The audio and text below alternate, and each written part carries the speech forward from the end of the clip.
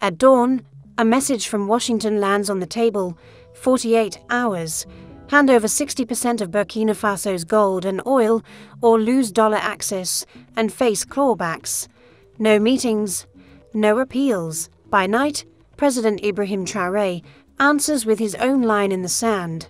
72 hours. Signed to operate on Burkina Faso's terms, or the fields, the pipelines, and the permits are shut. No carve-outs, no extensions. 2 clocks start. Banks probe test transfers, trucks idle at checkpoints, lawyers draft exit plans, security briefings move behind closed doors. This is not theatre, it is a collision between leverage and law, between a 48-hour demand and a 72-hour ultimatum. Both live, both binding, both costly. Which clock wins? Does Burkina Faso bow to the 48 or make the 72 stick? Who signs first? Who walks? Hour 1 has begun. Stay for the next move and the numbers that will decide it. Here is what Burkina Faso already put in place, on record, not rumor. Foreign military privileges were rolled back. Regional alignment shifted into the Sahel bloc with Mali and Niger.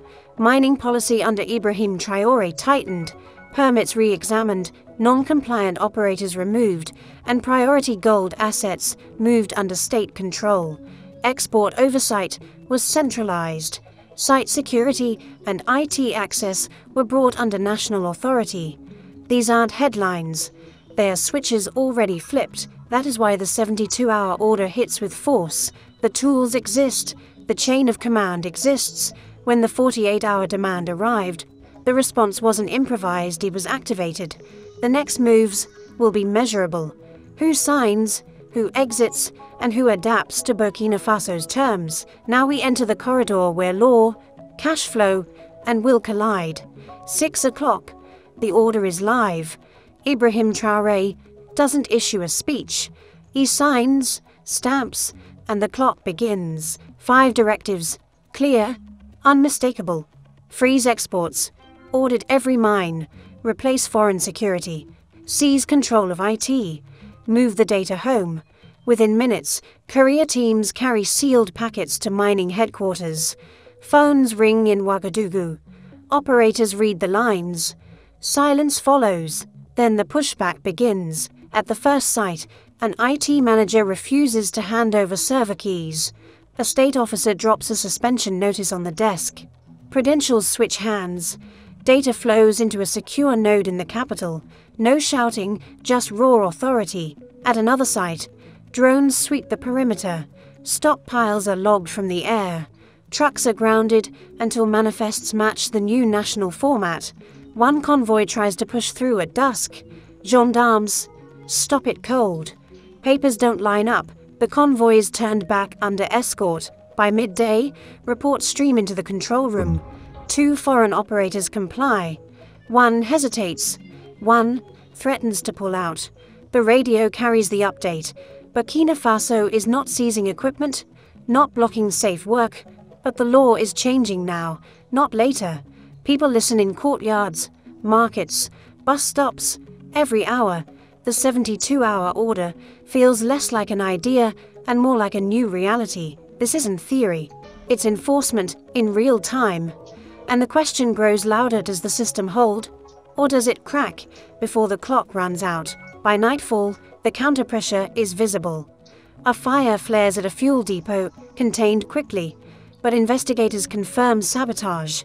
Inside the ministries, 2 officials are pulled from their posts after suspicious transfers tied to the foreign demand.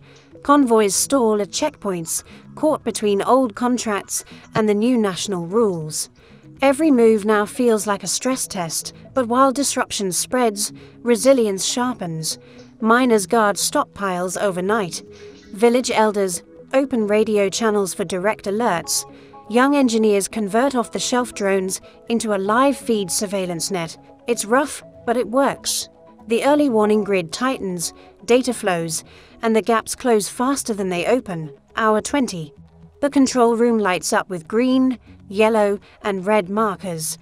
Green for compliance, yellow for review, red for resistance. Slowly, stubborn patches shrink. The order holds, but tension climbs, because outside the capital, another countdown ticks louder. The 48-hour ultimatum from Washington. At hour 48, payment systems could seize, banks could block transfers, and export revenues could vanish. That's the strike point. The question now is stark. Can Traoré's 72-hour order outlast and overpower the 48-hour demand, or will the foreign clock run out first, breaking the system before Burkina Faso's new rules can take root? If you believe Ibrahim Traoré's stand is the voice of Africa, share your thoughts in the comments and subscribe to follow this confrontation, because when the clock hits 48, the world will know who holds the ground. Hour 30. Burkina Faso's control room hums under fluorescent light. Reports stack in thick folders, but the eyes of the room out on paper, they're on the countdown clocks mounted high on the wall. One shows Traoré's 72-hour order. The other marks the 48-hour demand from Washington. Both tick, both threaten. Operators file updates. 2 more companies sign the new agreements. A mid-tier producer requests arbitration. Stalling. Another shuts down operations entirely, banking on the US clock to bail them out. Compliance grows, but not fast enough. The red zones on the map still flash. Then, at hour 32, the financial pulse slows. Test transfers through New York are blocked. The first evidence that the 48-hour deadline is not just words, but machinery already in motion. A quiet panic moves through the room. No trucks, no exports, no revenue, and now no cash. This is the pressure point the foreign ultimatum was built for. Ibrahim Traoré does not flinch. He calls for the backup grid, settlement routes through Sahel banks, barter in regional currencies, and fast-track gold for supply swaps. It is raw, it is clumsy, but it keeps oxygen flowing while the main artery is being choked. Still, everyone in the room knows what the hour means. If the 48-hour cutoff holds, the 72-hour order may look like a flag with no mast. And if the mast breaks, so does the story of control. Hour 45. The streets of Ouagadougou are tense. Radios blast 2 different stories. Foreign media announcing that Burkina Faso is cut off, while national broadcasts insist the transition to state control is on track. Shopkeepers count smaller stacks of cash.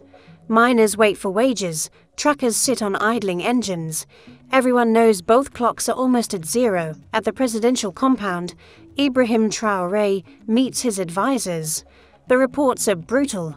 Blocked payments confirmed, 2 foreign operators pulling out, and sabotage attempts still under investigation. Yet there are also wins. Domestic banks processing regional trades, gold swaps clearing through Sahel partners, and villages themselves guarding depots at night. It is a fragile balance, but it is real. Hour 47. Washington's deadline looms. Analysts predict the dollar channel will slam shut in minutes. Traders whisper about collapse. The room tightens. Then a courier delivers news. The People's Resource Fund receives its first deposit from gold, delivered directly, bypassing blocked wires. A cheer erupts. It is not salvation, but it is survival. Now both clocks collide. The 48-hour demand has cut one artery. The 72-hour order is building another. Neither side has won. Neither side has broken. And with 25 hours still left on Traoré's clock, the standoff is no longer a threat on paper. It is a fight for which system will hold. Hour 50. The 2 clocks are no longer just symbols. They are weapons. The 48-hour cutoff has bitten deep. Banks confirm frozen transfers, wire systems stall. A major foreign consortium announces it is suspending operations until international payment channels are restored. Headlines outside Africa call it a collapse. Traders speculate against Burkina Faso's currency. The pressure is not abstract anymore. It is visible on the street. Higher food prices, slower trade, longer lines at gas stations. Yet inside the control room, Ibrahim Traoré refuses to fold. We knew this would come, he tells his advisors. He orders the Resource Fund to release emergency stipends to miners, ensuring wages continue paid not in blocked dollars, but in gold-backed credits that can be spent locally. It is a blunt instrument, but it restores calm in the mining towns where unrest could have flared. Foreign media mock the move as primitive, but on the ground, the story is different. A miner in Kaya holds his payslip and says, "At least we are still working." Villagers cheer when the first delivery trucks, rerouted through a Sahel partner bank, arrive with grain. It is imperfect. It is fragile. But it is functioning. Every hour past 48 is survival on borrowed time. And every hour the system holds, the 72-hour order looks less like defiance and more like a new foundation. Still, sabotage whispers linger. Investigators track money trails leading back to contractors linked to the foreign consortium. The suspicion grows. If the first depot fire was just a warning, what comes next? Hour 51 begins. Both clocks are still ticking. Hour 55. The stakes rise. Local radio announces that the first foreign bank has formally suspended all dollar clearances for Burkina Faso. Markets in Europe call it the beginning of default. In Ouagadougou, the word sanction passes from mouth to mouth. Shops raise prices overnight. Taxi drivers refuse long trips, worried fuel will run out before dawn. The pressure of the 48-hour demand echoes louder, even though its deadline has technically passed. But the state responds with steel. Traoré orders armored patrols around key depots. A sabotage team is caught trying to tamper with a power substation, 2 men arrested, both tied to contractors already under review. The images of their capture spread instantly, giving the public one message: sabotage is not invisible, it is punishable. The applause in the streets is cautious but real. Inside the control center, the tension is different. Advisors argue, should the government extend relief to the companies refusing compliance, or should they let them go to prove resolve? Ibrahim Traoré cuts the debate short. This is a sovereignty test. If they cannot operate under our law, they will not operate here. His words are recorded, broadcast that night, and repeated in tea shops and markets. Hour 57. The 72-hour order still stands, reinforced by miners, villagers, and engineers who refuse to quit. But the 48-hour demand has not vanished. It lingers, biting through frozen transfers and foreign media spin. 2 clocks, 2 truths. Locked in collision, the tension builds to one question that grips the entire nation. When the 72nd hour strikes, will Burkina Faso stand taller, or will the weight of 48 hours of outside pressure finally break the system? Hour 60. The world expects collapse. Foreign outlets run headlines of Burkina Faso on the brink. Analysts predict a run on reserves. Traders bet against the currency. The 48-hour demand was meant to break the state by now. Yet the system is still breathing. Not stable, but not broken either. Then comes the twist no one predicted. At dawn, a joint statement emerges from Niamey, signed by Mali and Niger. The Alliance of Sahel States announces a coordinated guarantee. If Burkina Faso's dollar channels are frozen, the bloc will provide immediate settlement in gold and regional currency. Trucks already loaded in Bamako and Niamey roll toward the border, carrying grain, fuel, and medicine. A lifeline visible in real time. The move flips the narrative. What was framed as a lonely standoff now looks like a regional shield. Cameras capture convoys crossing into Burkina Faso under escort, horns blaring, villagers cheering. A message spreads. The 72-hour order is no longer a solo gamble. It is backed by the bloc. Suddenly, the pressure shifts. Instead of Burkina Faso isolated under siege, it is Washington's 48-hour demand that looks fragile. For the first time since the ultimatum began, the foreign consortium has to recalculate. Will cutting one nation off matter if its neighbors close ranks and cover the shortfall? The countdown continues. 12 hours remain. But the map of power has already changed. Hour 66. The impact of the Sahel convoys begins to sink in. Foreign media can no longer spin the story as a lonely defiance. Grain trucks roll into Ouagadougou markets. Fuel depots refill under armed guard. Medicine is unloaded directly at hospitals. For the people of Burkina Faso, the shift is tangible. Life continues despite the blockade. And then comes the image that changes everything. Cameras capture Ibrahim Traoré standing shoulder to shoulder with Sahel leaders on the border, watching the first convoy cross in. No speeches, no flags, just presence. The message is silent, but undeniable. Burkina Faso is not isolated, it is defended. Analysts who predicted collapse now revise their models. If the 48-hour demand was meant to break Traoré, it has instead fused a new bloc. The risk is no longer whether Burkina Faso can survive 72 hours, it is whether outside powers can afford a direct confrontation with a region united by necessity. By hour 70, the narrative flips. The countdown no longer feels like a death watch. It feels like the unveiling of a new line of sovereignty, written not in theory, but in convoys, credits, and hard assets delivered. And for the first time since the confrontation began, the foreign consortium hesitates. Do they push harder or step back before the standoff creates a precedent? No ultimatum can erase hour 72. The clocks stop, but instead of silence, the streets of Ouagadougou erupt with sound markets open, radios play victory songs, children wave flags. The feared collapse never came. The foreign 48-hour demand has passed into noise.